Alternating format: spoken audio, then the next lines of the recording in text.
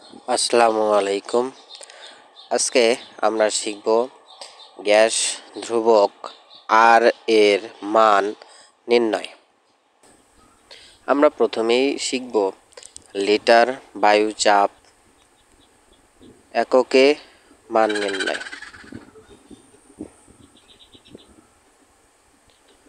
প্রমাণ তাপমাত্রা ও চাপে 1 মোল গ্যাসের জন্য P সমান 1 বায়ুমণ্ডল চাপ এবং আয়তন V সমান 22.4 লিটার, তাপমাত্রা T সমান 0 ডিগ্রি সেলসিয়াস বা 273 কেলভিন এবং N সমান 1 মোল।